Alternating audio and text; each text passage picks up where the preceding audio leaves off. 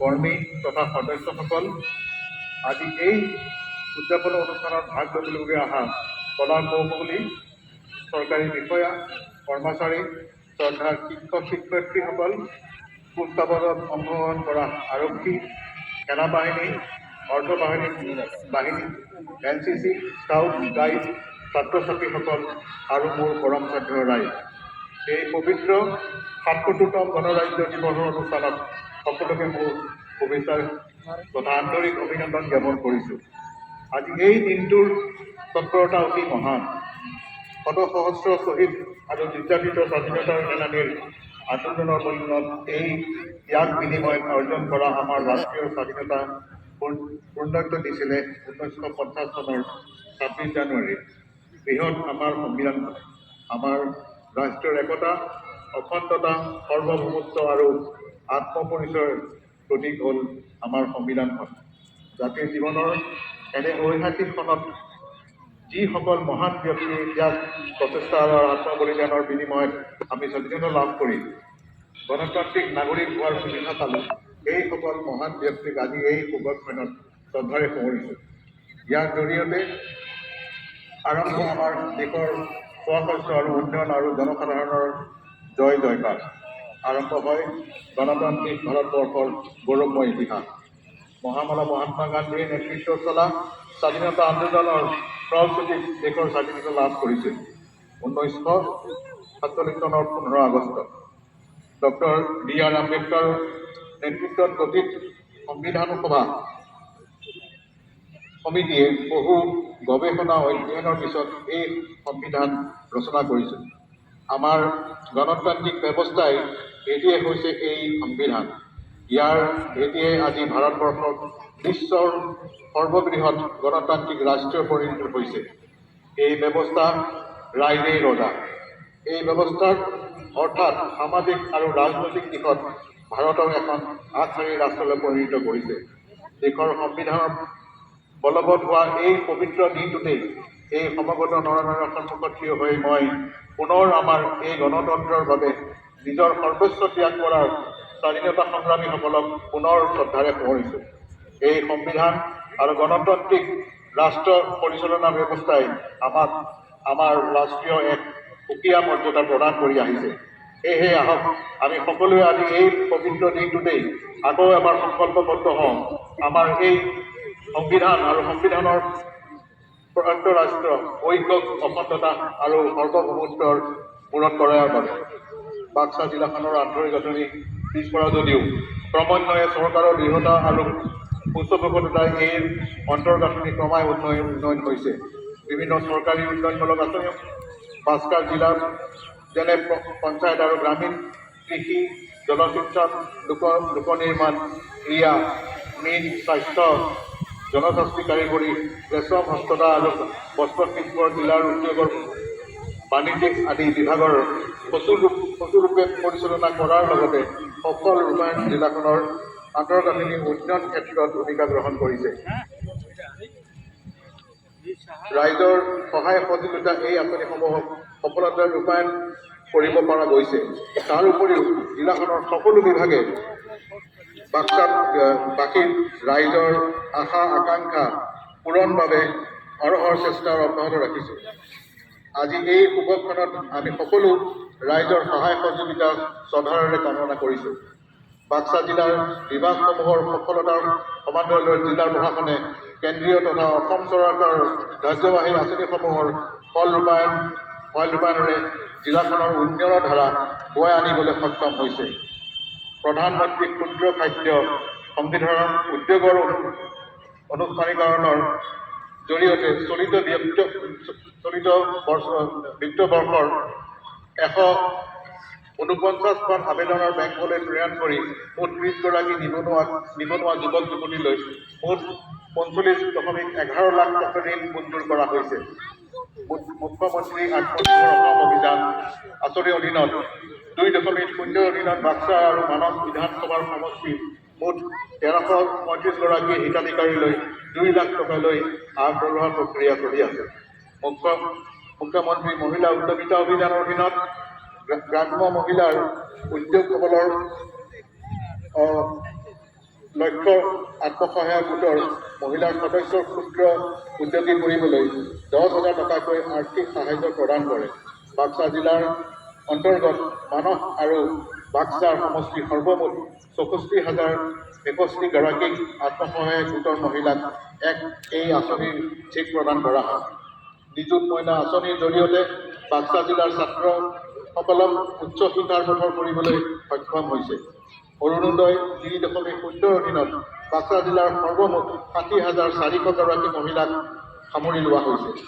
অসম চৰকাৰৰ এক ঐতিহাসিক আৰু গুৰুত্বপূৰ্ণ জনকল্যাণমূলক আঁচনি মুখ্যমন্ত্ৰীৰ এটি কোটি দুটি পাত আদিকে ধৰি সকলো আঁচনিৰ সফল ৰূপায়ণৰ ৰাইজৰ সহযোগিতা কৰা হৈছে।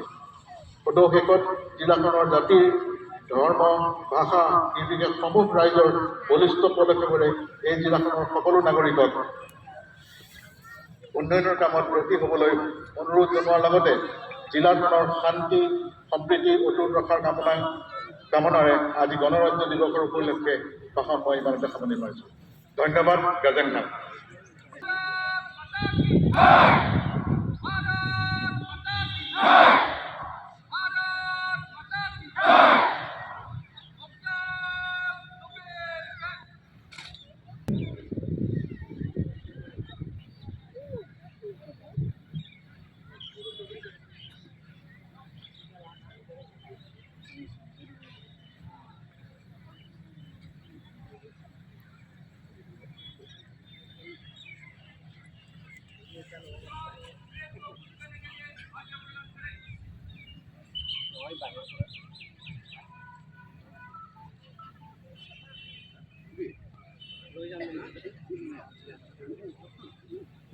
ভিডিঅ' লৈ যাম আৰু ভিডিঅ' লৈ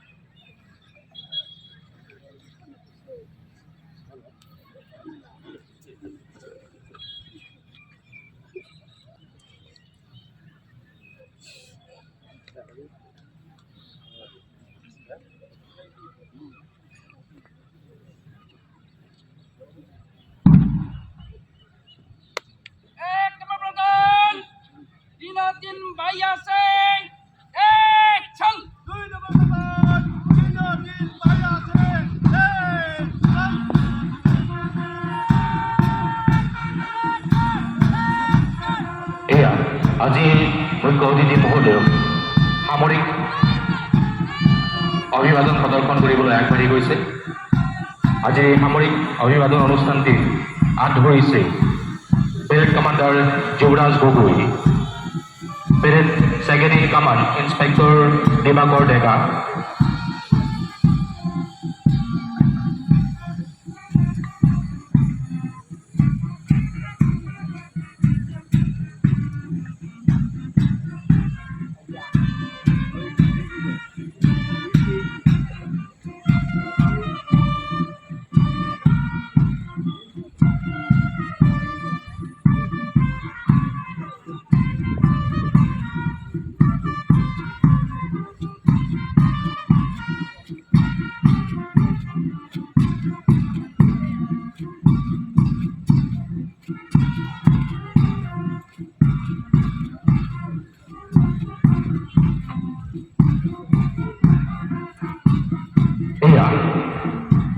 Parade Commander Juvraj Gogoi, Parade Second in Command Inspector Debakar Deka.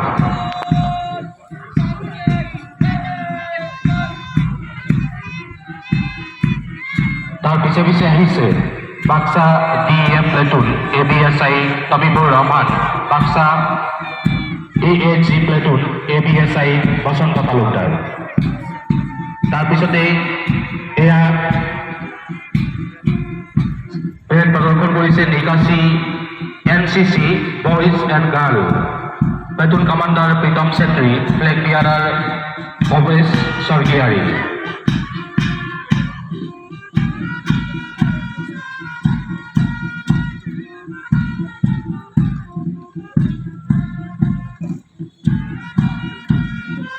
তাৰ পিছে পিছে আহিছে জৱাহৰ নৱোদয় বিদ্যালয় অদালবাৰীৰ ছোৱালীৰ team, platoon commander Rispa Giri, flag bearer Murchhana Nath. তাৰপিছতে এয়া saint Xavier high school Musalpur boys, platoon commander Rishtisman Patgiri, flag bearer J Basumatary. তাৰপিছত আহিছে Saint Xavier H S school মুছলপুৰৰ girls, platoon commander Hiya Halai, flag বিয়াৰাৰ কেলিনা Ramchiary.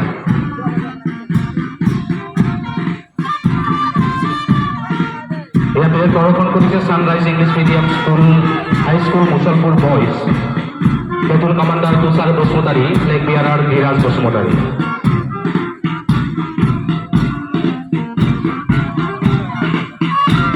এয়া পেৰেড প্ৰদৰ্শন কৰিবলৈ আগবাঢ়িছে ছানৰাইজ ইংলিছ মিডিয়াম হাইস্কুল মুছলপুৰৰ girls team, platoon commander Eliza Ramchiary, flag bearer Lijali Swargiary.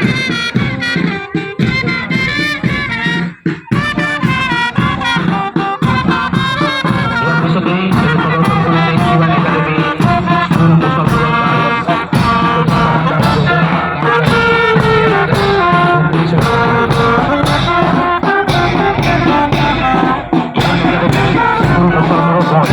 Platoon commander Lutfa Ramchiary, flag bearer Prakash Narzary. ইয়াৰ পিছতে পেৰেড প্ৰদৰ্শন কৰিছে Bathoupuri Boro academy H S school girls, platoon commander Lila Boro, flag bearer Dhanima Basumatary. এয়া পেৰেড প্ৰদৰ্শন কৰিছে Bathoupuri Boro academy H S school boys, platoon commander Alungka Basumatary, flag bearer Juman ব্ৰহ্ম।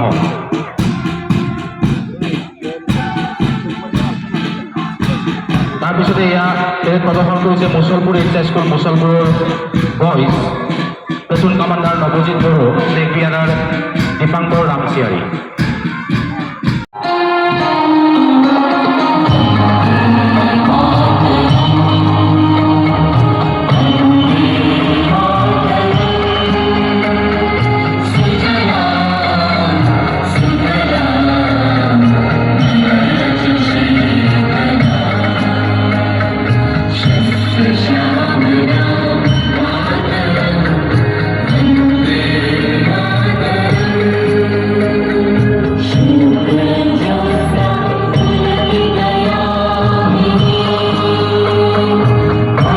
रोंजीना F Vaishali Lahari MM की तरफ से गणतंत्र दिवस की हार्दिक शुभकामनाएं।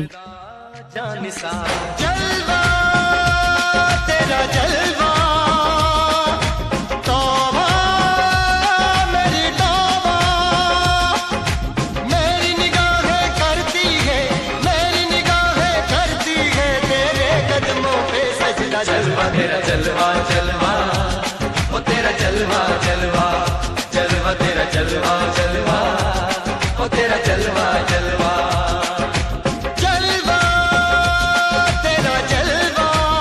ऐ वतन जान जा जान मन, ये समा ये बहार दिल फिदा जानिसा।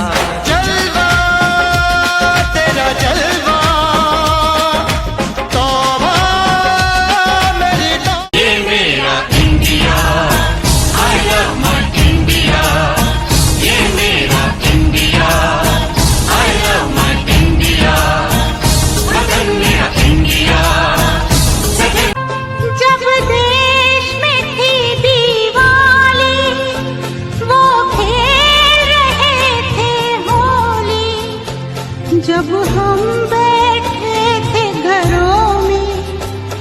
जब हम बैठे थे घरों में वो झेल रहे थे गोली, थे धन्य जवान वो अपने, थी धन्य वो उनकी जवानी, जो शहीद हो